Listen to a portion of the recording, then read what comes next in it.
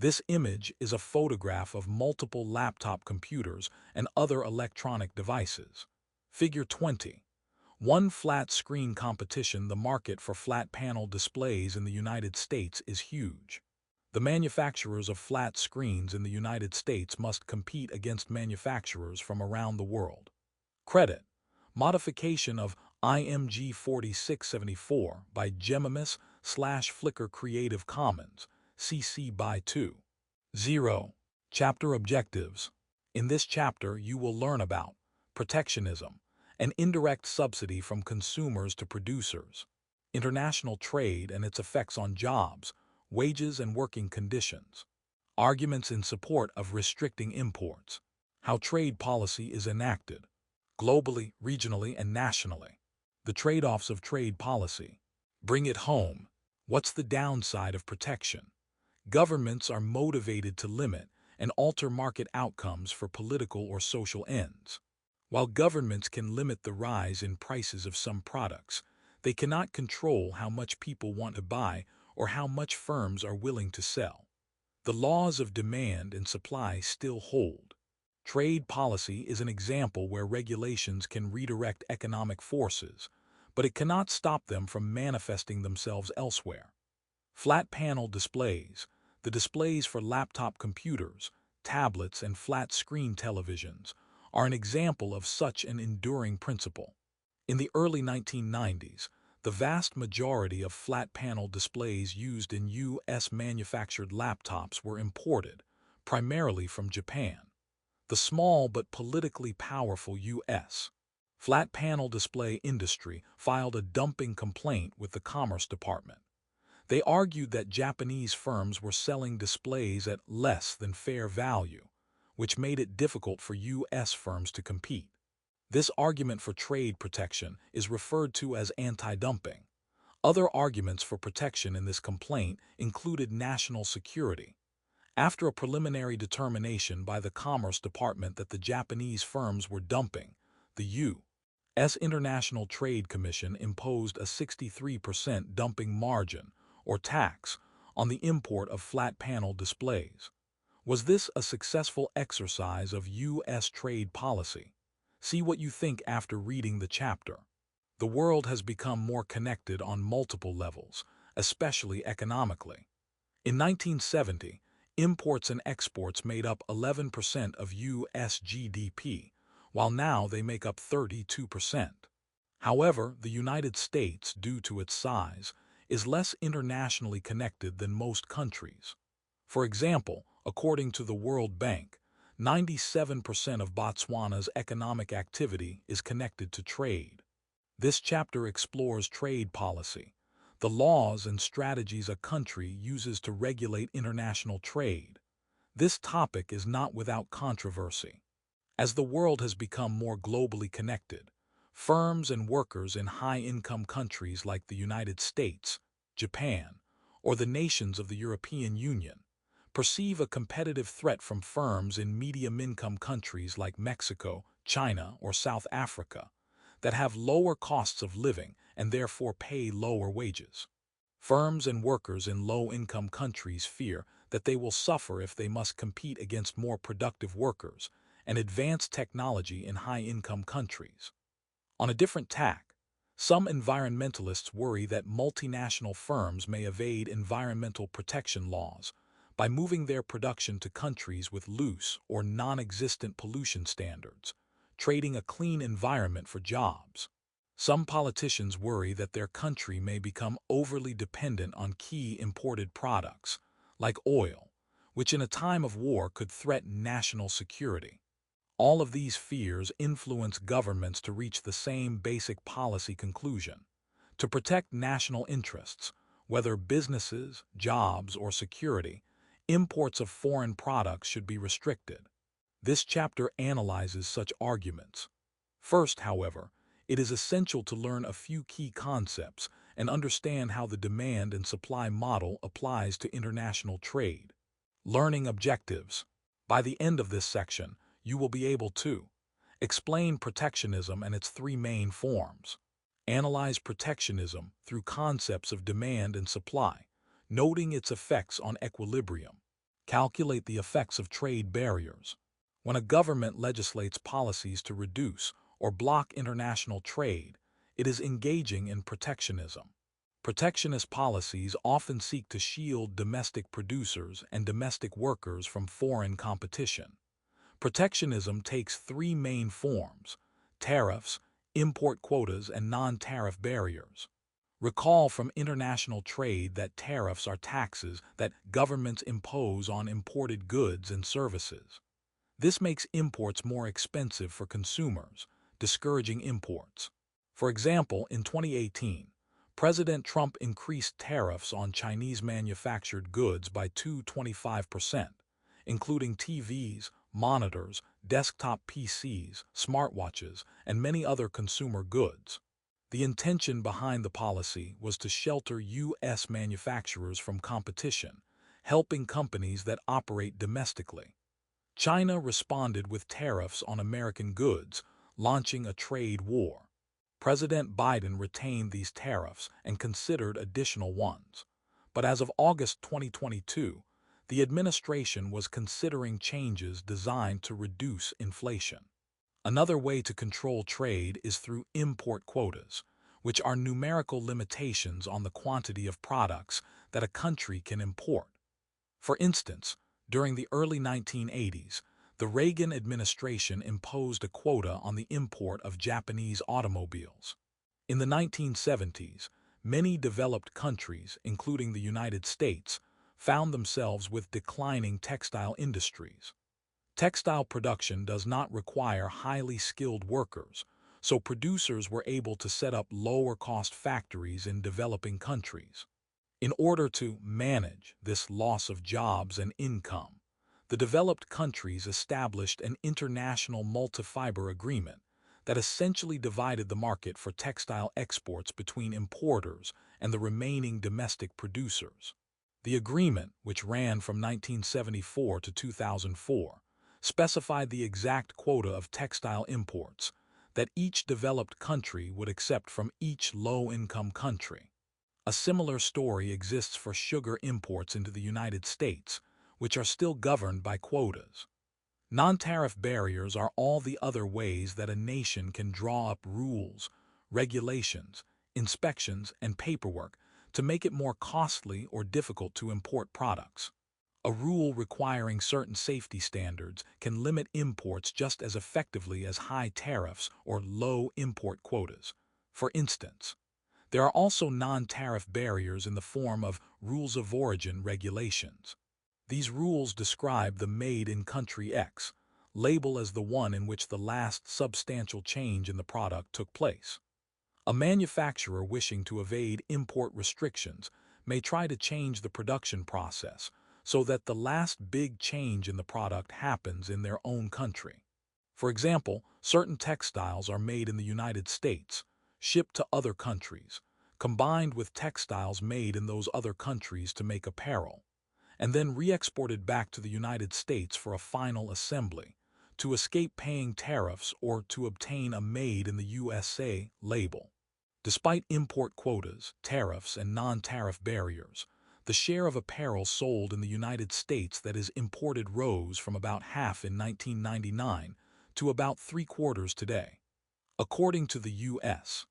Bureau of Labor Statistics, BLS, estimated the number of U.S. jobs in textiles and apparel fell 44% from 2007 to 2014 and will fall by another 25% by 2024. Even more U.S. textile industry jobs would have been lost without tariffs. However, domestic jobs that are saved by import quotas come at a cost. Because textile and apparel protectionism adds to the costs of imports, consumers end up paying billions of dollars more for clothing each year. When the United States eliminates trade barriers in one area, consumers spend the money they save on that product elsewhere in the economy. Thus, while eliminating trade barriers in one sector of the economy will likely result in some job loss in that sector, consumers will spend the resulting savings in other sectors of the economy and hence increase the number of jobs in those other sectors.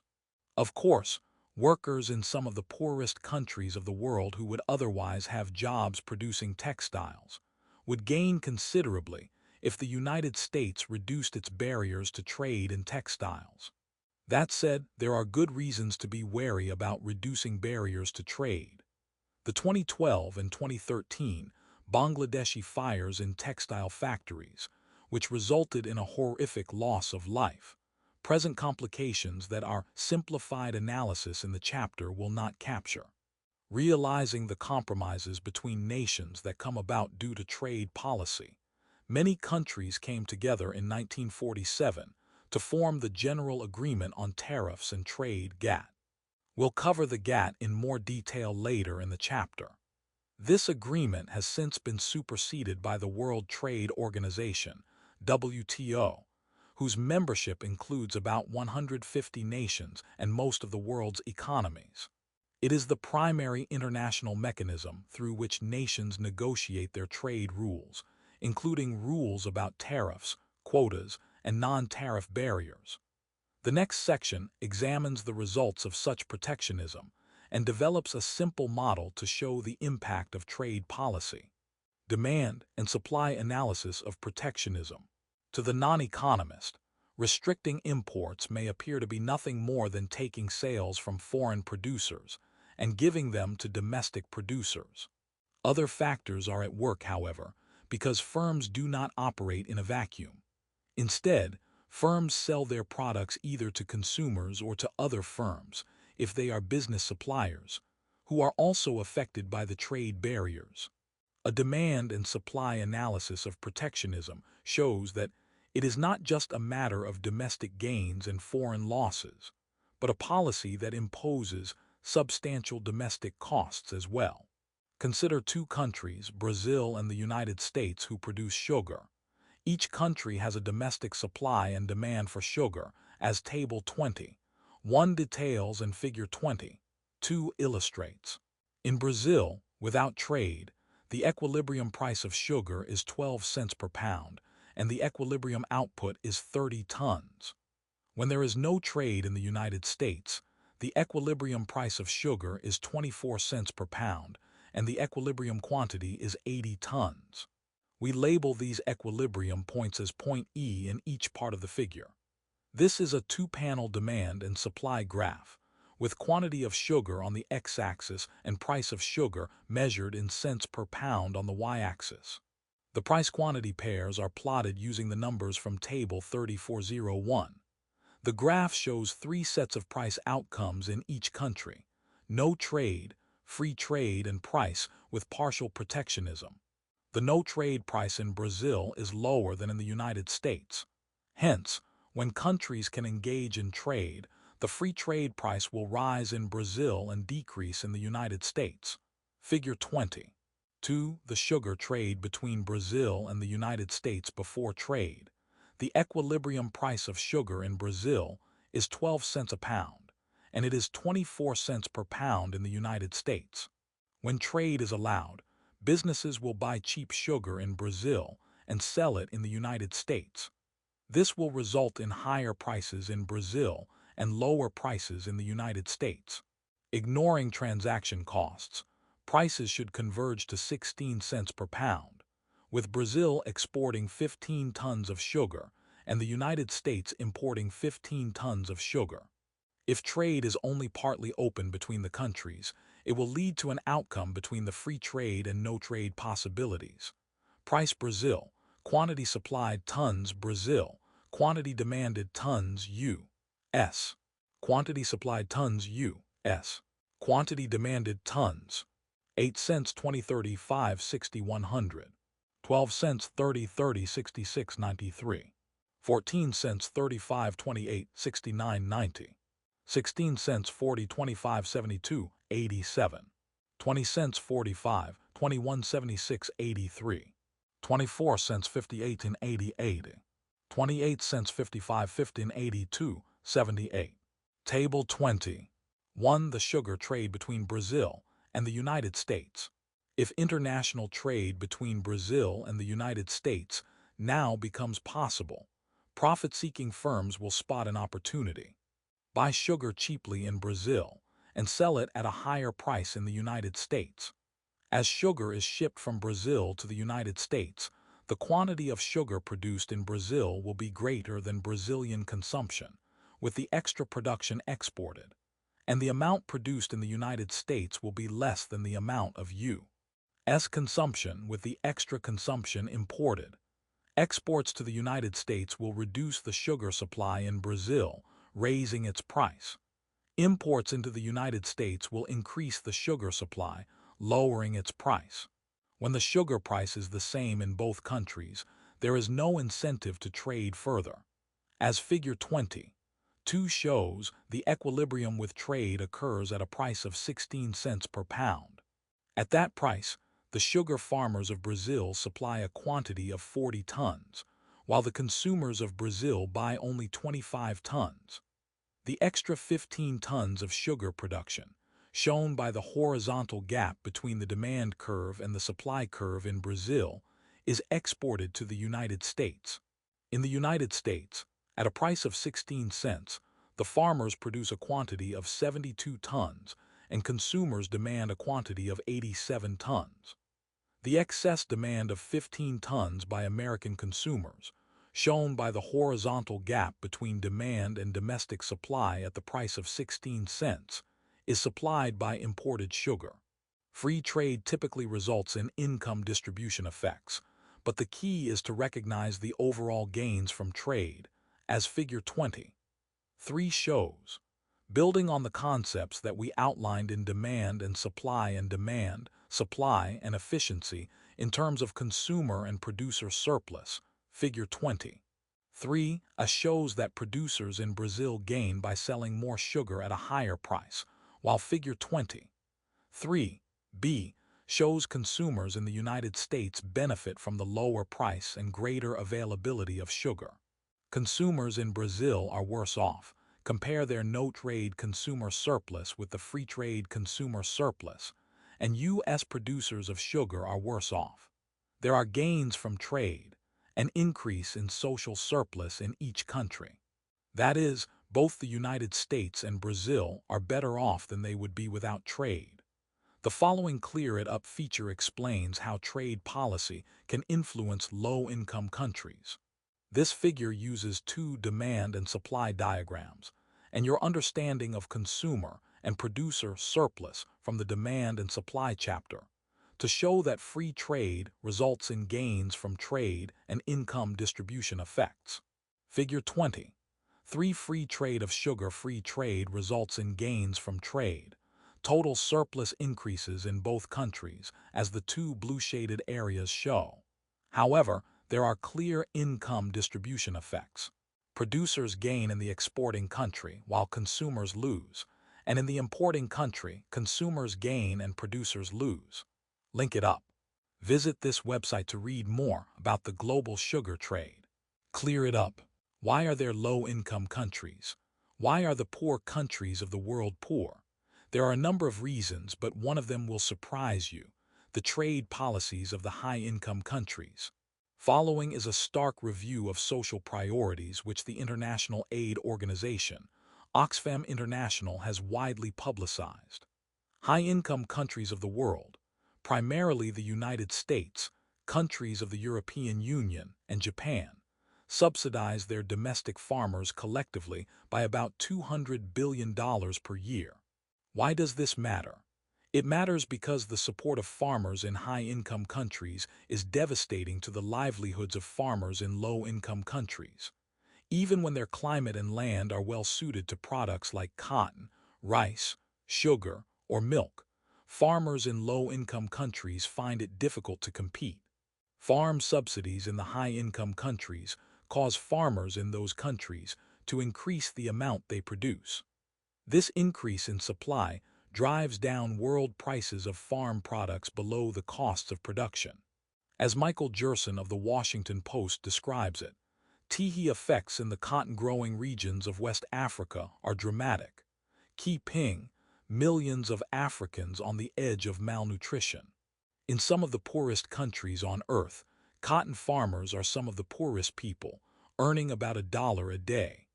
Who benefits from the current system of subsidies? about 20,000 American cotton producers, with an average annual income of more than $125,000. As if subsidies were not enough, often, the high-income countries block agricultural exports from low-income countries. In some cases, the situation gets even worse when the governments of high-income countries, having bought and paid for an excess supply of farm products, give away those products in poor countries and drive local farmers out of business altogether. For example, shipments of excess milk from the European Union to Jamaica have caused great hardship for Jamaican dairy farmers. Shipments of excess rice from the United States to Haiti drove thousands of low-income rice farmers in Haiti out of business. The opportunity costs of protectionism are not paid just by domestic consumers, but also by foreign producers. And for many agricultural products, those foreign producers are the world's poor. Now let's look at what happens with protectionism.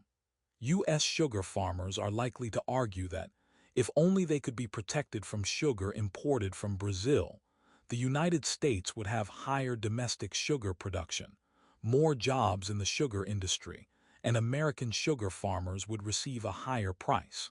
If the United States government sets a high enough tariff on imported sugar, or sets an import quota at zero, the result will be that the quantity of sugar traded between countries could be reduced to zero, and the prices in each country will return to the levels before trade was allowed.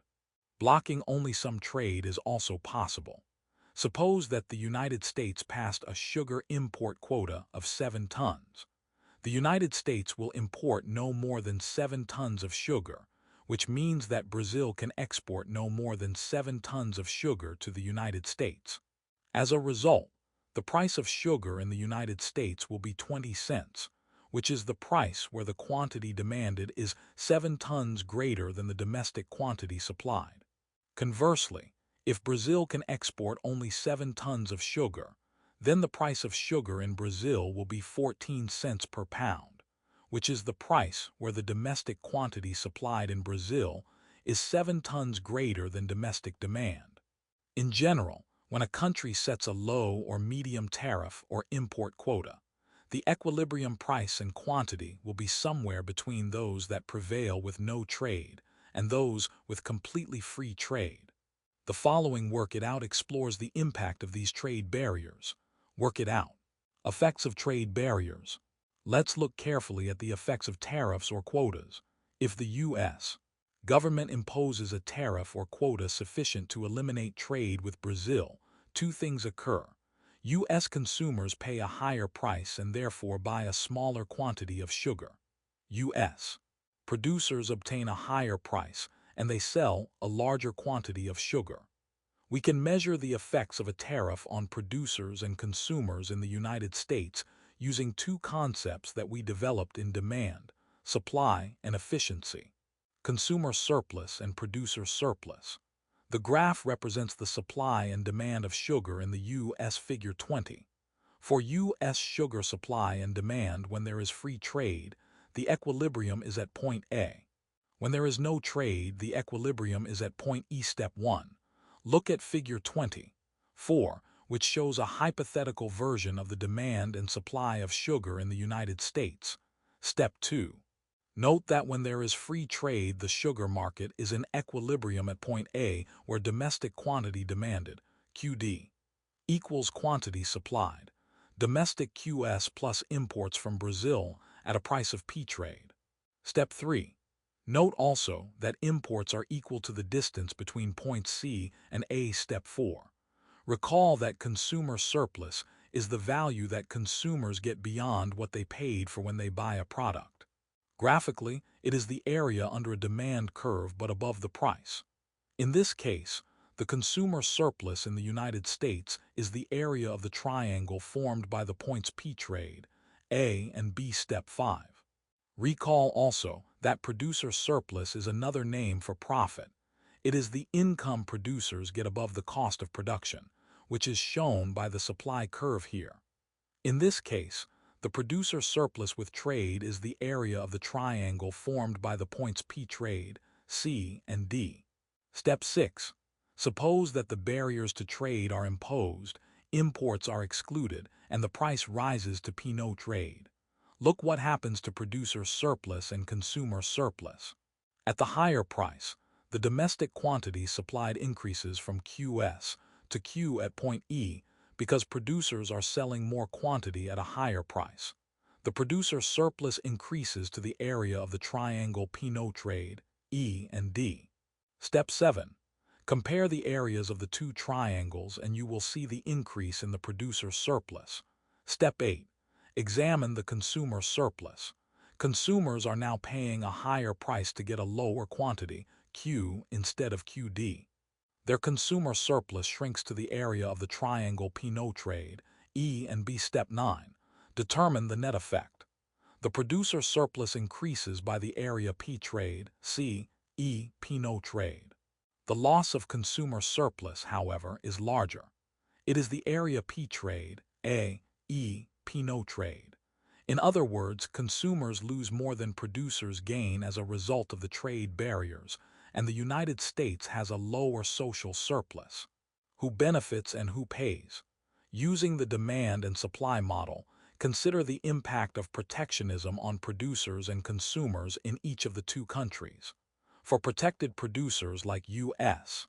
sugar farmers, restricting imports is clearly positive. Without a need to face imported products, these producers are able to sell more at a higher price. For consumers in the country with the protected good, in this case U.S. sugar consumers, restricting imports is clearly negative. They end up buying a lower quantity of the good and paying a higher price for what they do buy, compared to the equilibrium price and quantity with trade. The following Clear It Up feature considers why a country might outsource jobs even for a domestic product. Clear it up. Why are lifesavers an American product not made in America? In 1912, Clarence Crane invented lifesavers, the hard candy with the hole in the middle, in Cleveland, Ohio. Starting in the late 1960s and for 35 years afterward, a plant in Holland, Michigan produced 46 billion lifesavers a year in 200 million rolls. However, in 2002, the Kraft Company announced that it would close the Michigan plant and move lifesaver production across the border to Montreal, Canada. One reason is that Canadian workers are paid slightly less, especially in health care and insurance costs that are not linked to employment there. Another main reason is that the United States government keeps the sugar price high for the benefit of sugar farmers, with a combination of a government price floor program and strict quotas on imported sugar. In recent years, the price of U.S. sugar has been about double the price of sugar produced by the rest of the world. Lifesaver production uses over 100 tons of sugar each day, because the candies are 95% sugar. A number of other candy companies have also reduced U.S. production and expanded foreign production. Sugar-using industries have eliminated over 100,000 jobs over the last 20 years, more than 7 times the total employment in sugar production. While the candy industry is especially affected by the cost of sugar, the costs are spread more broadly. U.S. consumers pay roughly $1 billion per year in higher food prices because of elevated sugar costs. Meanwhile, sugar producers in low-income countries are driven out of business. Because of the sugar subsidies to domestic producers and the quotas on imports, they cannot sell their output profitably, or at all, in the United States market. The fact that protectionism pushes up prices for consumers in the country enacting such protectionism is not always acknowledged openly, but it is not disputed. After all, if protectionism did not benefit domestic producers, there would not be much point in enacting such policies in the first place. Protectionism is simply a method of requiring consumers to subsidize producers. The subsidy is indirect, since consumers pay for it through higher prices, rather than a direct government subsidy paid with money collected from taxpayers. However, protectionism works like a subsidy, nonetheless. The American satirist Ambrose Bierce defined tariff, this way in his 1911 book, The Devil's Dictionary. Tariff, in a scale of taxes on imports, designed to protect the domestic producer against the greed of his consumer. The effect of protectionism on producers and consumers in the foreign country is complex. When a government uses an import quota to impose partial protectionism, Brazilian sugar producers receive a lower price for the sugar they sell in Brazil, but a higher price for the sugar they are allowed to export to the United States. Notice that some of the burden of protectionism, paid by domestic consumers, ends up in the hands of foreign producers in this case. Brazilian sugar consumers seem to benefit from U.S. protectionism because it reduces the price of sugar that they pay compared to the free trade situation. On the other hand, at least some of these Brazilian sugar consumers also work as sugar farmers, so protectionism reduces their incomes and jobs. Moreover, if trade between the countries vanishes, Brazilian consumers would miss out on better prices for imported goods, which do not appear in our single market example of sugar protectionism. The effects of protectionism on foreign countries notwithstanding, protectionism requires domestic consumers of a product. Consumers may include either households or other firms, to pay higher prices to benefit domestic producers of that product.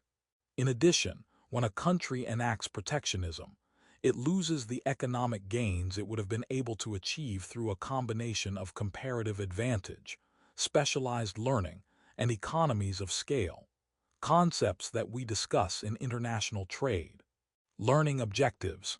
By the end of this section, you will be able to discuss how international trade influences the job market, analyze the opportunity cost of protectionism, explain how international trade impacts wages, labor standards, and working conditions.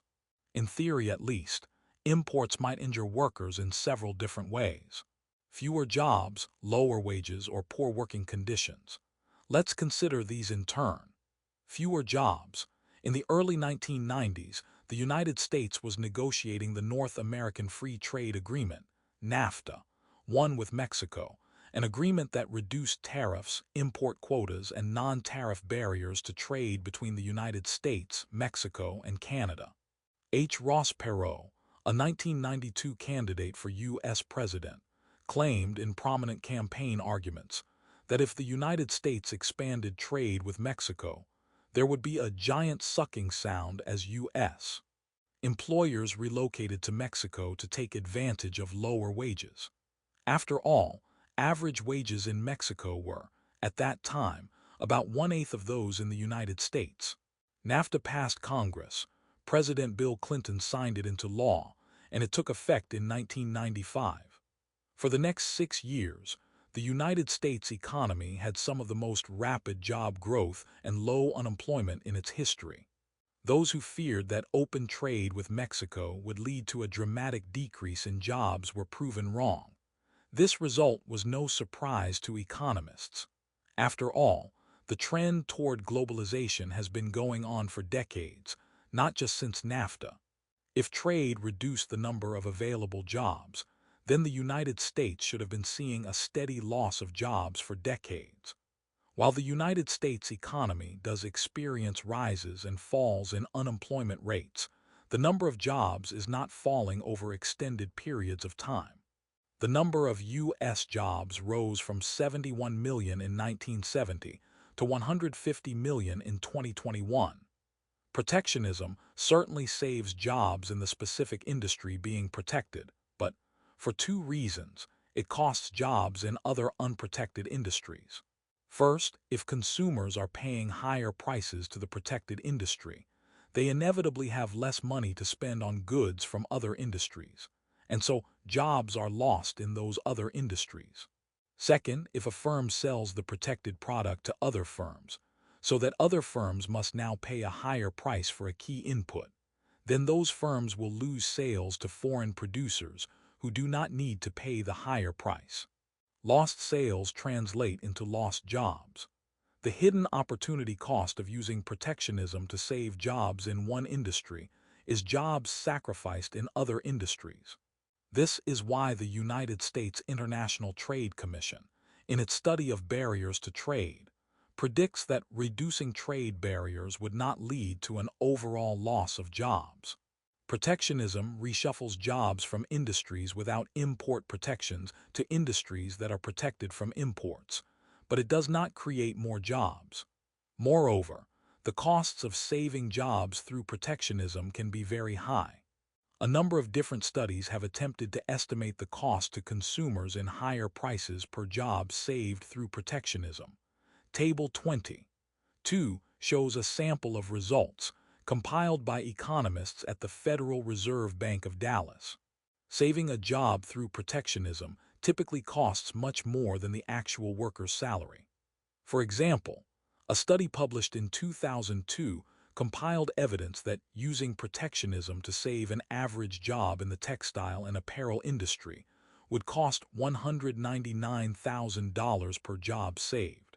In other words, those workers could have been paid $100,000 per year to be unemployed, and the cost would only be half of what it is to keep them working in the textile and apparel industry. This result is not unique to textiles and apparel. Industry protected with import tariffs or quotas annual cost per job saved. Sugar $826, $0. Polyethylene resins $812, $0. Dairy products $685, $0. Frozen concentrated orange juice $635, $0. Ball bearings $603, $0. Machine tools $479, $0. Women's handbags $263, $0. Glassware $247, $0. Apparel and textiles $199, $0. Rubber footwear $168, $0. Women's non-athletic footwear $139, $0. Table 20. Cost to U.S. consumers of saving a job through protectionism. Source: Federal Reserve Bank of Dallas. Why does it cost so much to save jobs through protectionism? The basic reason is that not all of the extra money that consumers pay because of tariffs or quotas goes to save jobs. For example, if the government imposes tariffs on steel imports so that steel buyers pay a higher price, U.S. steel companies earn greater profits, buy more equipment, pay bigger bonuses to managers, give pay raises to existing employees, and also avoid firing some additional workers. Only part of the higher price of protected steel goes towards saving jobs. Also, when an industry is protected, the economy as a whole loses the benefits of playing to its comparative advantage, in other words, producing what it is best at. Therefore, part of the higher price that consumers pay for protected goods is lost economic efficiency, which we can measure as another deadweight loss, like what we discussed in labor and financial markets. There's a bumper sticker that speaks to the threat some U.S. workers feel from imported products. Buy American, save U.S. jobs. If an economist were driving the car, the sticker might declare, block imports, save jobs for some Americans, lose jobs for other Americans, and also pay high prices. Trade and wages. Even if trade does not reduce the number of jobs, it could affect wages. Here, it is important to separate issues about the average level of wages from issues about whether the wages of certain workers may be helped or hurt by trade. Because trade raises the amount that an economy can produce by letting firms and workers play to their comparative advantage, trade will also cause the average level of wages in an economy to rise. Workers who can produce more will be more desirable to employers, which will shift the demand for their labor out to the right and increase wages in the labor market. By contrast, barriers to trade will reduce the average level of wages in an economy. However, even if trade increases the overall wage level, it will still benefit some workers and hurt others. Workers in industries that are confronted by competition from imported products may find that demand for their labor decreases and shifts back to the left, so that their wages decline with a rise in international trade. Conversely, Workers in industries that benefit from selling in global markets may find that demand for their labor shifts out to the right, so that trade raises their wages. Link it up. View this website to read an article on the issues surrounding fair trade coffee. One concern is that while globalization may be benefiting high-skilled, high-wage workers in the United States, it may also impose costs on low-skilled, low-wage workers. After all, high-skilled U.S. workers presumably benefit from increased sales of sophisticated products like computers, machinery, and pharmaceuticals, in which the United States has a comparative advantage. Meanwhile, low-skilled U.S. workers must now compete against extremely low-wage workers worldwide for making simpler products like toys and clothing. As a result, the wages of low-skilled U.S. workers are likely to fall. There are, however, a number of reasons to believe that while globalization has helped some U.S. industries and hurt others, it has not focused its negative impact on the wages of low-skilled Americans. First, about half of U.S. trade is intra-industry trade. That means the U.S. trades similar goods with other high-wage economies like Canada, Japan, Germany, and the United Kingdom. For instance, in 2014, the U.S. exported over 2 million cars from all the major automakers and also imported several million cars from other countries. Most U.S. workers in these industries have above-average skills and wages, and many of them do quite well in the world of globalization. Some evidence suggested that intra-industry trade between similar countries had a small impact on domestic workers, but later evidence indicates that it all depends on how flexible the labor market is. In other words, the key is how flexible workers are in finding jobs in different industries. The effect of trade on low-wage workers depends considerably on the structure of labor markets and indirect effects felt in other parts of the economy. For example, in the United States and the United Kingdom, because labor market frictions are low, the impact of trade on low-income workers is small. Second, many low-skilled U.S. workers hold service jobs that imports from low-wage countries cannot replace. For example, we cannot import lawn care services or moving and hauling services or hotel maids from countries long distances away like China or Bangladesh. Competition from imported products is not the primary determinant of their wages. Finally, while the focus of the discussion here is on wages, it is worth pointing out that low-wage U.S. workers suffer due to protectionism in all the industries, even those in which they do not work. For example, food and clothing are protected industries. These low-wage workers therefore pay higher prices for these basic necessities, and as such their dollar stretches over fewer goods. The benefits and costs of increased trade in terms of its effect on wages are not distributed evenly across the economy. However, the growth of international trade has helped to raise the productivity of U.S. workers as a whole, and thus helped to raise the average level of wages, labor standards, and working conditions. Workers in many low-income countries around the world labor under conditions that would be illegal for a worker in the United States. Workers in countries like China, Thailand, Brazil, South Africa, and Poland are often paid less than the United States minimum wage. For example, in the United States, the national minimum wage is $7.25 per hour. A typical wage in many low-income countries might be more like $7.25 per day, or often much less. Moreover, working conditions in low-income countries may be extremely unpleasant or even unsafe. In the worst cases, production may involve the child labor or even workers who are mistreated, abused, or entrapped in their jobs. These concerns over foreign labor standards do not affect most of U.S. trade, which is intra-industry and carried out with other high-income countries that have labor standards similar to the United States. But it is, nonetheless, morally and economically important. In thinking about labor standards in other countries, it is important to draw some distinctions between what is truly unacceptable and what is painful to think about. Most people, economists included, have little difficulty with the idea that production by 6-year-olds confined in factories, by people who are abused or mistreated, or by slave labor is morally unacceptable. They would support aggressive efforts to eliminate such practices, including shutting out imported products made with such labor. Many cases, however, are less clear-cut. An opinion article in the New York Times several years ago described the case of Ahmed Zia, a 14-year-old boy from Pakistan. He earned $2 per day working in a carpet factory. He dropped out of school in 2nd grade. Should the United States and other countries refuse to purchase rugs made by Ahmed and his coworkers?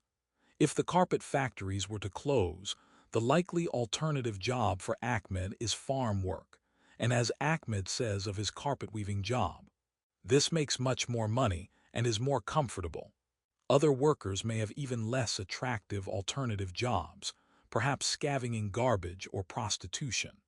The real problem for Ahmed and many others in low-income countries is not that globalization has made their lives worse, but rather that they have so few good life alternatives. The United States went through similar situations during the 19th and early 20th centuries. In closing, there is some irony when the United States government or U.S. citizens take issue with labor standards in low-income countries, because the United States is not a world leader in government laws to protect employees.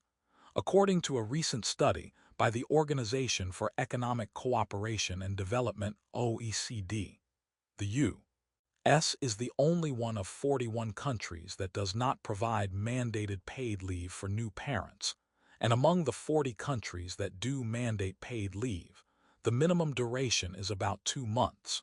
Many European workers receive 6 weeks or more of paid vacation per year. In the United States, vacations are often 1 to 3 weeks per year.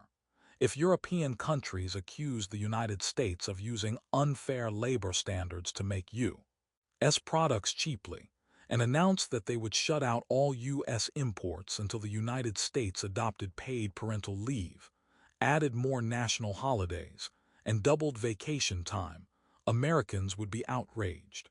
Yet when U.S. protectionists start talking about restricting imports from poor countries because of low wage levels and poor working conditions, they are making a very similar argument. This is not to say that labor conditions in low-income countries are not an important issue. They are. However, linking labor conditions in low-income countries to trade deflects the emphasis from the real question to ask. What are acceptable and enforceable minimum labor standards and protections to have the world over? Learning objectives. By the end of this section, you will be able to explain and analyze various arguments that are in support of restricting imports, including the infant industry argument, the anti-dumping argument, the environmental protection argument, the unsafe consumer products argument, and the national interest argument. Explain dumping and race to the bottom. Evaluate the significance of countries, perceptions on the benefits of growing trade. As we previously noted, protectionism requires domestic consumers of a product to pay higher prices to benefit domestic producers of that product. Countries that institute protectionist policies lose the economic gains achieved through a combination of comparative advantage, specialized learning, and economies of scale. With these overall costs in mind, let us now consider, one by one, a number of arguments that support restricting imports. The infant industry argument. Imagine Bhutan wants to start its own computer industry, but it has no computer firms that can produce at a low enough price and high enough quality to compete in world markets. However, Bhutanese politicians, business leaders, and workers hope that if the local industry had a chance to get established before it needed to face international competition, then a domestic company or group of companies could develop the skills, management, technology, and economies of scale that it needs to become a successful profit-earning domestic industry. Thus, the infant industry argument for protectionism is to block imports for a limited time, to give the infant industry time to mature, before it starts competing on equal terms in the global economy. Revisit macroeconomic policy around the world for more information on the infant industry argument. The infant industry argument is theoretically possible, even sensible. Give an industry a short-term indirect subsidy through protection, and then reap the long-term economic benefits of having a vibrant, healthy industry. Implementation, however, is tricky. In many countries, infant industries have gone from babyhood to senility and obsolescence without ever having reached the profitable maturity stage. Meanwhile, the protectionism that was supposed to be short-term often took a very long time to be repealed. As one example, Brazil treated its computer industry as an infant industry from the late 1970s until about 1990. In an attempt to establish its computer industry in the global economy, Brazil largely barred imports of computer products for several decades. This policy guaranteed increased sales for Brazilian computers. However, by the mid-1980s, due to lack of international competition, Brazil had a backward and out-of-date industry, typically lagging behind world standards for price and performance by 3 to 5 years, a long time in this fast-moving industry. After more than a decade, during which Brazilian consumers and industries that would have benefited from up-to-date computers paid the costs, and Brazil's computer industry never competed effectively on world markets, Brazil phased out its infant industry policy for the computer industry. Protectionism for infant industries always imposes costs on domestic users of the product, and typically has provided little benefit in the form of stronger, competitive industries. However, several countries in East Asia offer an exception. Japan, Korea, Thailand, and other countries in this region have sometimes provided a package of indirect and direct subsidies targeted at certain industries, including protection from foreign competition and government loans at interest rates below the market equilibrium. In Japan and Korea, for example, subsidies helped get their domestic steel and auto industries up and running. Why did the infant industry policy of protectionism and other subsidies work fairly well in East Asia? An early 1990 World Bank study offered 3 guidelines to countries thinking about infant industry protection. Do not hand out protectionism and other subsidies to all industries, but focus on a few industries where your country has a realistic chance to be a world-class producer.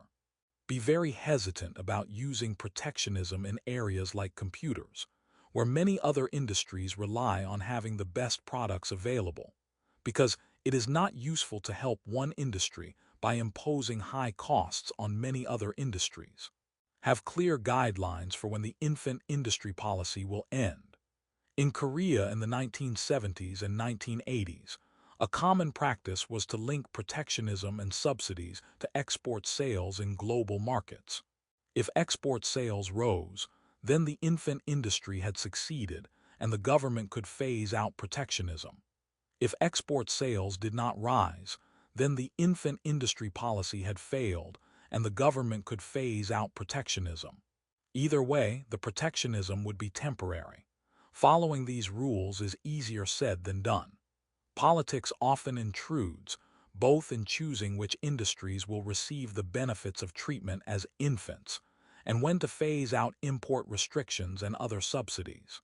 Also, if the country's government wishes to impose costs on its citizens so that it can provide subsidies to a few key industries, it has many tools for doing, such as direct government payments, loans, targeted tax reductions, and government support of research and development of new technologies.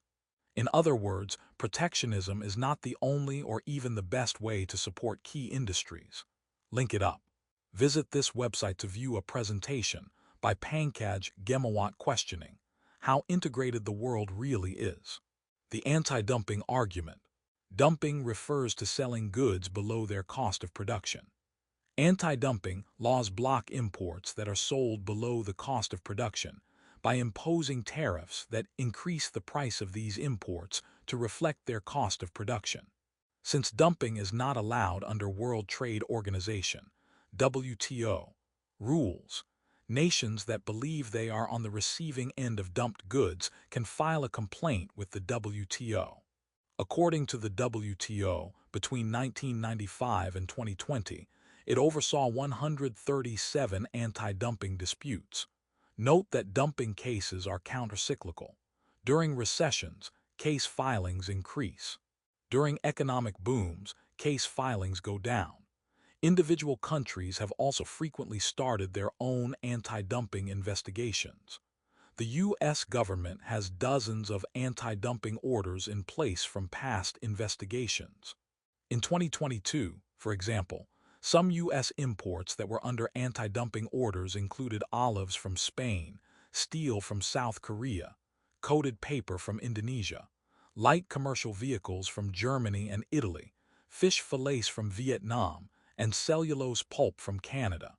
Why might dumping occur? Why would foreign firms export a product at less than its cost of production, which presumably means taking a loss? This question has two possible answers, one innocent and one more sinister.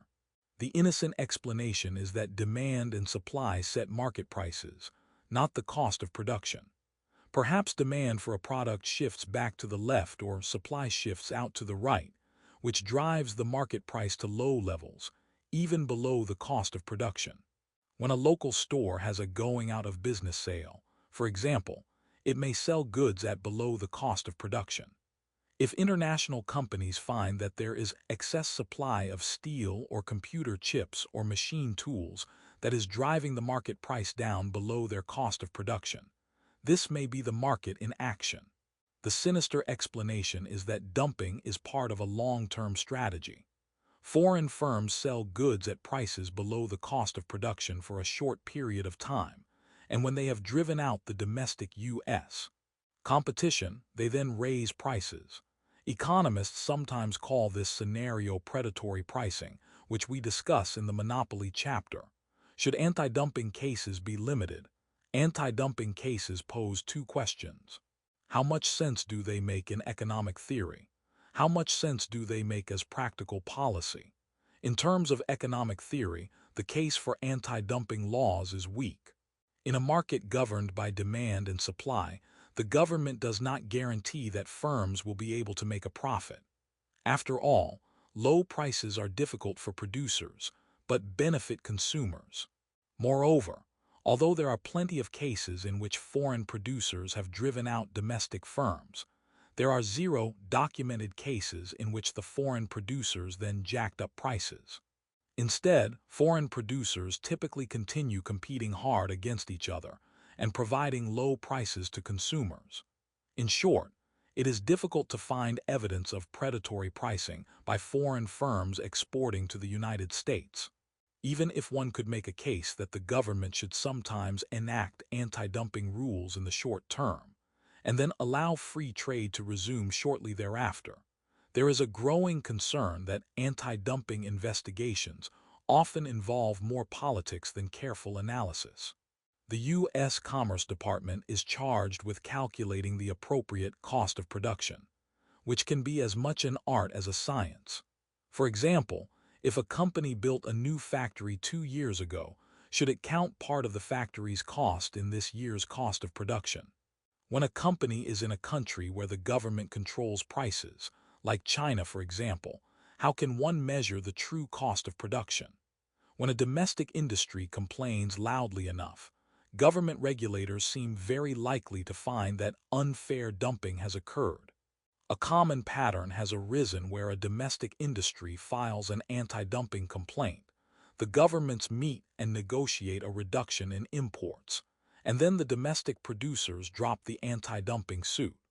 In such cases, anti-dumping cases often appear to be little more than a cover story for imposing tariffs or import quotas. In the 1980s, the United States, Canada, the European Union, Australia, and New Zealand implemented almost all the anti-dumping cases. By the 2000s, countries like Argentina, Brazil, South Korea, South Africa, Mexico, and India were filing the majority of the anti-dumping cases before the WTO. As the number of anti-dumping cases has increased, and as countries such as the United States and the European Union feel targeted by the anti-dumping actions of others, the WTO may well propose some additional guidelines to limit the reach of anti-dumping laws. The environmental protection argument. The potential for global trade to affect the environment has become controversial. A president of the Sierra Club, an environmental lobbying organization, once wrote, "The consequences of globalization for the environment are not good. Globalization, if we are lucky, will raise average incomes enough to pay for cleaning up some of the mess that we have made.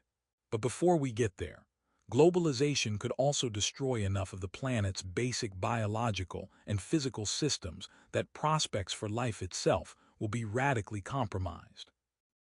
If free trade meant the destruction of life itself, then even economists would convert to protectionism. While globalization and economic activity of all kinds can pose environmental dangers, it seems quite possible that, with the appropriate safeguards in place, we can minimize the environmental impacts of trade. In some cases, trade may even bring environmental benefits.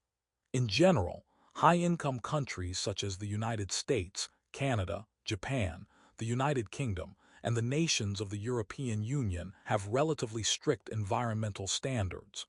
In contrast, middle and low-income countries like Brazil, Nigeria, India, and China have lower environmental standards. The general view of the governments of such countries is that environmental protection is a luxury. As soon as their people have enough to eat, decent health care, and longer life expectancies, then they will spend more money on items such as sewage treatment plants, scrubbers to reduce air pollution from factory smokestacks, and national parks to protect wildlife. This gap in environmental standards between high-income and low-income countries raises two worrisome possibilities in a world of increasing global trade: the race to the bottom scenario, and the question of how quickly environmental standards will improve in low-income countries. The race to the bottom scenario. The race to the bottom scenario of global environmental degradation runs like this. Profit-seeking multinational companies shift their production from countries with strong environmental standards to countries with weak standards, thus reducing their costs and increasing their profits. Faced with such behavior, countries reduce their environmental standards to attract multinational firms, which, after all, provide jobs and economic clout. As a result, global production becomes concentrated in countries where firms can pollute the most, and environmental laws everywhere race to the bottom. Although the race to the bottom scenario sounds plausible, it does not appear to describe reality. In fact, the financial incentive for firms to shift production to poor countries to take advantage of their weaker environmental rules does not seem especially powerful. When firms decide where to locate a new factory, they look at many different factors: the costs of labor and financial capital, whether the location is close to a reliable suppliers of the inputs that they need, whether the location is close to customers, the quality of transportation, communications, and electrical power networks, the level of taxes, and the competence and honesty of the local government. The cost of environmental regulations is a factor, too, but typically environmental costs are no more than 1 to 2% of the costs that a large industrial plant faces.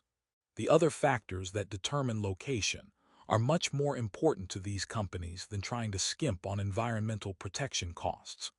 When an international company does choose to build a plant in a low-income country with lax environmental laws, it typically builds a plant similar to those that it operates in high-income countries with stricter environmental standards. Part of the reason for this decision is that designing an industrial plant is a complex and costly task. And so, if a plant works well in a high-income country, companies prefer to use the same design everywhere. Also, companies realize that if they create an environmental disaster in a low-income country, it is likely to cost them a substantial amount of money in paying for damages, lost trust, and reduced sales. By building up-to-date plants everywhere, they minimize such risks. As a result of these factors, foreign-owned plants in low-income countries often have a better record of compliance with environmental laws than do locally owned plants, pressuring low-income countries for higher environmental standards. In some cases, the issue is not so much whether globalization will pressure low-income countries to reduce their environmental standards, but instead whether the threat of blocking international trade can pressure these countries into adopting stronger standards. For example, restrictions on ivory imports in high-income countries, along with stronger government efforts to catch elephant poachers, have been credited with helping to reduce the illegal poaching of elephants in certain African countries. However, it would be highly undemocratic for the well-fed citizens of high-income countries to attempt to dictate to the ill-fed citizens of low-income countries what domestic policies and priorities they must adopt, or how they should balance environmental goals against other priorities for their citizens. Furthermore, if high-income countries want stronger environmental standards in low-income countries, they have many options other than the threat of protectionism. For example, high-income countries could pay for anti-pollution equipment in low-income countries, or could help to pay for national parks. High-income countries could help pay for and carry out the scientific and economic studies that would help environmentalists in low-income countries to make a more persuasive case for the economic benefits of protecting the environment. After all, environmental protection is vital to two industries of key importance in many low-income countries: agriculture and tourism. Environmental advocates can set up standards for labeling products, like "this tuna caught in a net that kept dolphins safe," or "this product made only with wood not taken from rainforests," so that consumer pressure can reinforce environmentalist values.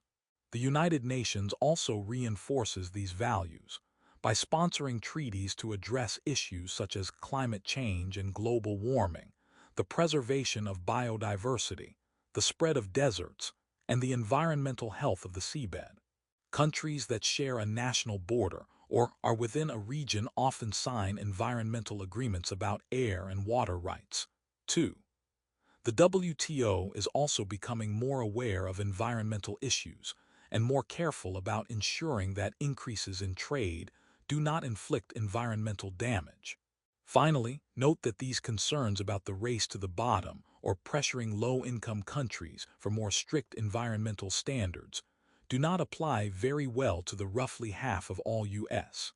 trade that occurs with other high-income countries.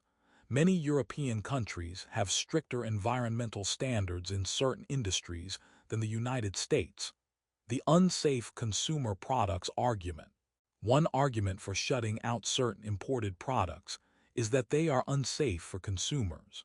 Consumer rights groups have sometimes warned that the World Trade Organization would require nations to reduce their health and safety standards for imported products.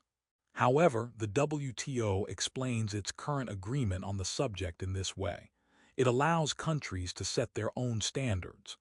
It also says regulations must be based on science, and they should not arbitrarily or unjustifiably discriminate between countries where identical or similar conditions prevail. Thus, for example, under WTO rules, it is perfectly legitimate for the United States to pass laws requiring that all food products or cars sold in the United States meet certain safety standards approved by the United States government, whether or not other countries choose to pass similar standards. However, such standards must have some scientific basis. It is improper to impose one set of health and safety standards for domestically produced goods, but a different set of standards for imports, or one set of standards for imports from Europe, and a different set of standards for imports from Latin America. In 2007, Mattel recalled nearly 2 million toys imported from China due to concerns about high levels of lead in the paint, as well as some loose parts. It is unclear if other toys were subject to similar standards. In 2013, Japan blocked imports of U.S. wheat because of concerns that genetically modified (GMO) wheat might be included in the shipments. The science on the impact of GMOs on health is still developing. The national interest argument. Some argue that a nation should not depend too heavily on other countries for supplies of certain key products, such as oil, or for special materials or technologies that might have national security applications. On closer consideration, this argument for protectionism proves rather weak. As an example, in the United States, oil provides about 36% of all the energy, and 21% of the oil used in the United States economy is imported. Several times in the last few decades, when disruptions in the Middle East have shifted the supply curve of oil back to the left and sharply raised the price, the effects have been felt across the United States economy. This is not, however, a very convincing argument for restricting oil imports. If the United States needs to be protected from a possible cutoff of foreign oil, then a more reasonable strategy would be to import 100% of the petroleum supply now and save U.S. domestic oil resources for when or if the foreign supply is cut off. It might also be useful to import extra oil and put it into a stockpile for use in an emergency, as the United States government did by starting a strategic petroleum reserve in 1977. Moreover, it may be necessary to discourage people from using oil and to start a high-powered program to seek out alternatives to oil. A straightforward way to do this would be to raise taxes on oil. Additionally, it makes no sense to argue that because oil is highly important to the United States economy, then the United States should shut out oil imports and use up its domestic supplies more quickly. U.S. domestic oil production is increasing. Shale oil is adding to domestic supply using fracking extraction techniques. Whether or not to limit certain kinds of imports of key technologies or materials that might be important to national security and weapons systems is a slightly different issue. If weapons builders are not confident that they can continue to obtain a key product in wartime, they might decide to avoid designing weapons that use this key product. Or they can go ahead and design the weapons and stockpile enough of the key high-tech components or materials to last through an armed conflict. There is a U.S. Defense National Stockpile Center that has built up reserves of many materials, from aluminum oxides, antimony and bauxite to tungsten, vegetable tannin extracts, and zinc, although many of these stockpiles have been reduced and sold in recent years. Think every country is pro-trade. How about the U.S.? The following clear it up might surprise you. Clear it up. How does the United States really feel about expanding trade? How do people around the world feel about expanding trade between nations? In summer 2007, the Pew Foundation surveyed 45,000 people in 47 countries. One of the questions asked about opinions on growing trade ties between countries. Table 23 shows the percentages who answered either very good or somewhat good for some of countries surveyed. For those who think of the United States as the world's leading supporter of expanding trade, the survey results may be perplexing. When adding up the shares of those who say that growing trade ties between countries is very good or somewhat good, Americans had the least favorable attitude toward increasing globalization, while the Chinese and South Africans ranked highest. In fact, among the 47 countries surveyed, the United States ranked by far the lowest on this measure, followed by Egypt, Italy, and Argentina. Country very good, somewhat good total. China 38%, 53%, 91%. South Africa 42%, 43%, 87%. South Korea 24%, 62%, 86%. Germany 30%, 55%, 85%. Canada 29%, 53%, 82%. United Kingdom 28%, 50%, 78%. Mexico 22%, 55%, 77%. Brazil 13%, 59%, 72%. Japan 17%, 55%, 72%. United States 14%, 45%, 59%. Table 20. 3. The status of growing trade ties between countries. Source: http://www.pewglobal.org/files/pdf/258. PDF. One final reason why economists often treat the national interest argument skeptically is that lobbyists and politicians can tout almost any product as vital to national security. In 1954, the United States became worried that it was importing half of the wool required for military uniforms, so it declared wool and mohair to be strategic materials and began to give subsidies to wool and mohair farmers. Although the government removed wool from the official list of strategic materials in 1960, the subsidies for mohair continued for almost 40 years until the government repealed them in 1993 and then reinstated them in 2002. All too often, the national interest argument has become an excuse for handing out the indirect subsidy of protectionism to certain industries or companies. After all, politicians, not nonpartisan analysts, make decisions about what constitutes a key strategic material. Learning objectives. By the end of this section, you will be able to explain the origin and role of the World Trade Organization, WTO, and General Agreement on Tariffs and Trade, GATT. Discuss the significance and provide examples of regional trading agreements. Analyze trade policy at the national level. Evaluate long-term trends in barriers to trade. These public policy arguments about how nations should react to globalization and trade are fought out at several levels. At the global level through the World Trade Organization and through regional trade agreements between pairs or groups of countries. The World Trade Organization. The World Trade Organization, WTO, was officially born in 1995, but its history is much longer. In the years after the Great Depression and World War II, there was a worldwide push to build institutions that would tie the nations of the world together. The United Nations officially came into existence in 1945. The World Bank, which assists the poorest people in the world, and the International Monetary Fund, which addresses issues raised by international financial transactions, were both created in 1946. The third planned organization was to be an international trade organization, which would manage international trade. The United Nations was unable to agree to this. Instead, 27 nations signed the General Agreement on Tariffs and Trade, GATT, in Geneva, Switzerland on October 30, 1947, to provide a forum in which nations could come together to negotiate reductions in tariffs and other barriers to trade.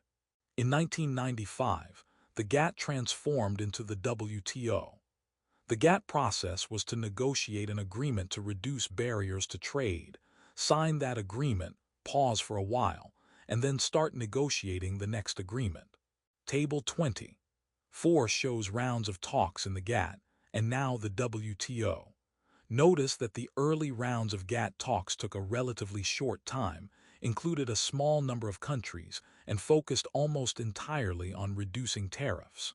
Since the mid-1960s, however, rounds of trade talks have taken years, included a large number of countries, and have included an ever-broadening range of issues. Year, place, or name of round main, subjects, number of countries involved. 1947, Geneva Tariff Reduction 23. 1949, Annecy Tariff Reduction 13. 1951, Turkey Tariff Reduction 38. 1956, Geneva Tariff Reduction 26. 1960-61, Dillon Round Tariff Reduction 26. 1964-67, Kennedy Round Tariffs. Anti-Dumping Measures 62. 1973-79, Tokyo Round Tariffs. Non-Tariff Barriers 102. 1980-694, Uruguay round tariffs, non-tariff barriers, services, intellectual property, dispute settlement, textiles, agriculture, creation of WTO 123, 2001, Doha round agriculture, services, intellectual property, competition, investment, environment, dispute settlement 147. Table 20. 4. The negotiating rounds of GATT and the World Trade Organization. The sluggish pace of GATT negotiations led to an old joke that GATT really stood for Gentlemen's Agreement to talk and talk. The slow pace of international trade talks, however, is understandable, even sensible. Having dozens of nations agree to any treaty is a lengthy process. GATT often set up separate trading rules for certain industries, like agriculture, and separate trading rules for certain countries, like the low-income countries. There were rules, exceptions to rules, opportunities to opt out of rules, and precise wording to be fought over in every case. Like the GATT before it, the WTO is not a world government, with power to impose its decisions on others. The total staff of the WTO Secretariat in 2021 is 625 people, and its annual budget, as of 2020, is $197 million, which makes it smaller in size than many large universities. Regional trading agreements. There are different types of economic integration across the globe, ranging from free trade agreements, in which participants allow each other's imports without tariffs or quotas, to common markets, in which participants have a common external trade policy as well as free trade within the group, to full economic unions, in which, in addition to a common market, monetary and fiscal policies are coordinated. Many nations belong both to the World Trade Organization and to regional trading agreements. The best known of these regional trading agreements is the European Union. In the years after World War II, leaders of several European nations reasoned that if they could tie their economies together more closely, they might be more likely to avoid another devastating war. Their efforts began with a free trade association, evolved into a common market, and then transformed into what is now a full economic union known as the European Union. The EU, as it is often called, has a number of goals. For example, in the early 2000s, it introduced a common currency for Europe, the euro, and phased out most of the former national forms of money like the German mark and the French franc, though a few have retained their own currency. Another key element of the Union is to eliminate barriers to the mobility of goods, labor, and capital across Europe. In 2016, Britain voted to leave the European Union, a move that was completed in January 2020. For the United States, perhaps the best-known regional trading agreement is the North American Free Trade Agreement, NAFTA. 2. The United States also participates in some less prominent regional trading agreements, like the Caribbean Basin Initiative, which offers reduced tariffs for imports from these countries, and a free trade agreement with Israel. The world has seen a flood of regional trading agreements in recent years. About 100 such agreements are now in place. Table 20. 5 lists a few of the more prominent ones. Some are just agreements to continue talking. Others set specific goals for reducing tariffs, import quotas, and non-tariff barriers. One economist described the current trade treaties as a spaghetti bowl, which is what a map with lines connecting all the countries with trade treaties looks like.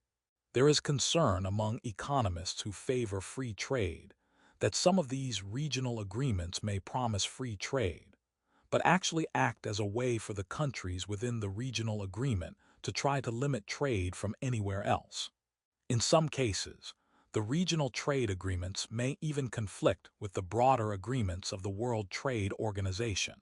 Trade agreements participating countries: Asia-Pacific Economic Cooperation, APEC Australia, Brunei, Canada, Chile, People's Republic of China, Hong Kong, China, Indonesia, Japan, Republic of Korea, Malaysia, Mexico. New Zealand, Papua New Guinea, Peru, Philippines, Russia, Singapore, Chinese Taipei, Thailand, United States, Vietnam. European Union EU, Austria, Belgium, Bulgaria, Cyprus, Czech Republic, Denmark, Estonia, Finland, France. Germany, Greece, Hungary, Ireland, Italy, Latvia, Lithuania, Luxembourg, Malta, Netherlands, Poland, Portugal, Romania, Slovakia, Slovenia, Spain, Sweden. United Kingdom, North America Free Trade Agreement, NAFTA, Canada, Mexico, United States. Latin American Integration Association, LAIA, Argentina, Bolivia, Brazil, Chile, Colombia, Ecuador, Mexico. Paraguay, Peru, Uruguay, Venezuela, Panama. Association of Southeast Asian Nations, ASEAN, Brunei, Cambodia, Indonesia, Laos, Malaysia, Myanmar, Philippines, Singapore, Thailand.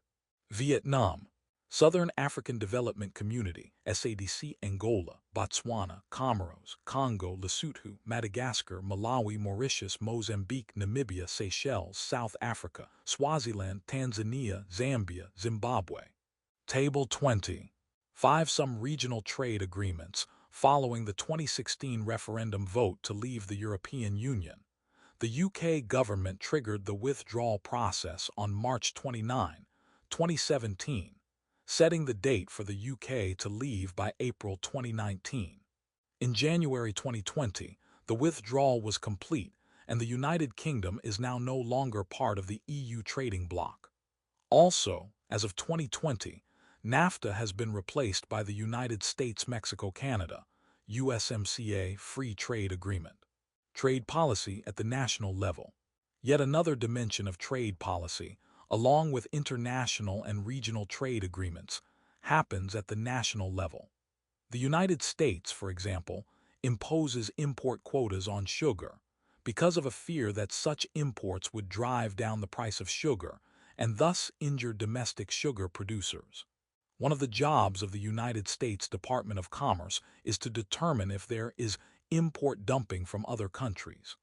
The United States International Trade Commission, a government agency, determines whether the dumping has substantially injured domestic industries, and if so, the president can impose tariffs that are intended to offset the unfairly low price. In the arena of trade policy, the battle often seems to be between national laws that increase protectionism and international agreements that try to reduce protectionism, like the WTO. Why would a country pass laws or negotiate agreements to shut out certain foreign products, like sugar or textiles, while simultaneously negotiating to reduce trade barriers in general? One plausible answer is that international trade agreements offer a method for countries to restrain their own special interests. A member of Congress can say to an industry lobbying for tariffs or quotas on imports, "Sure would like to help you, but that pesky WTO agreement just won't let me." Link it up.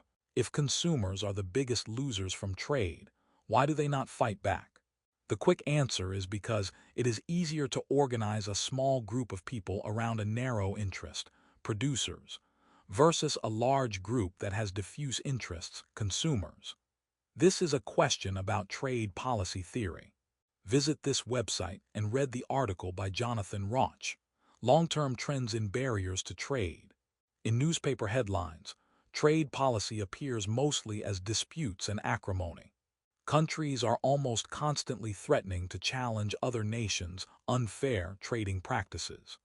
Cases are brought to the dispute settlement procedures of the WTO, the European Union, NAFTA, and other regional trading agreements. Politicians in national legislatures, goaded on by lobbyists, often threaten to pass bills that will establish a fair playing field or prevent unfair trade. Although most such bills seek to accomplish these high-sounding goals by placing more restrictions on trade, protesters in the streets may object to specific trade rules or to the entire practice of international trade. Through all the controversy, the general trend in the last 60 years is clearly toward lower barriers to trade. The average level of tariffs on imported products charged by industrialized countries was 40% in 1946. By 1990, after decades of GATT negotiations, it was down to less than 5%. One of the reasons that GATT negotiations shifted from focusing on tariff reduction in the early rounds to a broader agenda was that tariffs had been reduced so dramatically, there was not much more to do in that area. U.S. tariffs have followed this general pattern. After rising sharply during the Great Depression, tariffs dropped off to less than 2% by the end of the century. Although measures of import quotas and non-tariff barriers are less exact than those for tariffs, they generally appear to be at lower levels than they had been previously, too. Thus, the last half-century has seen both a dramatic reduction in government-created barriers to trade, such as tariffs, import quotas, and non-tariff barriers, and also a number of technological developments that have made international trade easier, like advances in transportation, communication, and information management. The result has been the powerful surge of international trade. These trends were altered by two important events in 2016: the UK vote to leave the EU and the election of President Trump in the United States, whose administration pursued a policy of raising trade barriers. In 2018, tariffs on a broad range of imports from China were raised by around 25%.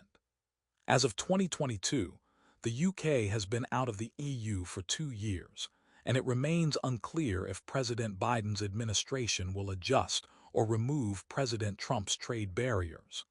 Learning objectives. By the end of this section, you will be able to assess the complexity of international trade, discuss why a market-oriented economy is so affected by international trade, explain disruptive market chain. Economists readily acknowledge that international trade is not all sunshine, roses, and happy endings. Over time, the average person gains from international trade, both as a worker who has greater productivity and higher wages because of the benefits of specialization and comparative advantage, and as a consumer who can benefit from shopping all over the world for a greater variety of quality products at attractive prices. The average person, however, is hypothetical, not real, representing a mix of those who have done very well, those who have done all right, and those who have done poorly. It is a legitimate concern of public policy to focus not just on the average or on the success stories, but also on those who have not been so fortunate. Workers in other countries, the environment and prospects for new industries and materials that might be of key importance to the national economy are also all legitimate issues. The common belief among economists is that it is better to embrace the gains from trade and then deal with the costs and trade-offs with other policy tools than it is to cut off trade to avoid the costs and trade-offs. To gain a better intuitive understanding for this argument, consider a hypothetical American company called Technotron. Technotron invents a new scientific technology that allows the firm to increase the output and quality of its goods with a smaller number of workers at a lower cost. As a result of this technology, other U.S. firms in this industry will lose money and will also have to lay off workers, and some of the competing firms will even go bankrupt. Should the United States government protect the existing firms and their employees by making it illegal for Technotron to use its new technology? Most people who live in market-oriented economies would oppose trying to block better products that lower the cost of services. Certainly, there is a case for society providing temporary support and assistance for those who find themselves without work. Many would argue for government support of programs that encourage retraining and acquiring additional skills. Government might also support research and development efforts so that other firms may find ways of outdoing Technotron. Blocking the new technology altogether, however, seems like a mistake. After all, few people would advocate giving up electricity because it caused so much disruption to the kerosene and candle business. Few would suggest holding back on improvements in medical technology because they might cause companies selling leeches and snake oil to lose money. In short, most people view disruptions due to technological change as a necessary cost that is worth bearing. Now, imagine that Technotron's new technology is as simple as this. The company imports what it sells from another country. In other words, think of foreign trade as a type of innovative technology. The objective situation is now exactly the same as before. Because of Technotron's new technology, which in this case is importing goods from another county, other firms in this industry will lose money and lay off workers. Just as it would have been inappropriate and ultimately foolish to respond to the disruptions of new scientific technology by trying to shut it down, it would be inappropriate and ultimately foolish to respond to the disruptions of international trade by trying to restrict trade. Some workers and firms will suffer because of international trade. In a living, breathing, market-oriented economy, some workers and firms will always be experiencing disruptions for a wide variety of reasons. Corporate management can be better or worse. Workers for a certain firm can be more or less productive. Tough domestic competitors can create just as much disruption as tough foreign competitors. Sometimes a new product is a hit with consumers. Sometimes it is a flop. Sometimes a company is blessed by a run of good luck or stricken with a run of bad luck. For some firms, international trade will offer great opportunities for expanding productivity and jobs. For other firms, trade will impose stress and pain.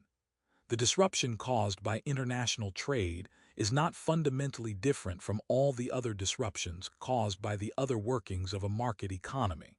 In other words, the economic analysis of free trade does not rely on a belief that foreign trade is not disruptive or does not pose trade-offs. Indeed, the story of Technotron begins with a particular disruptive market change, a new technology that causes real trade-offs.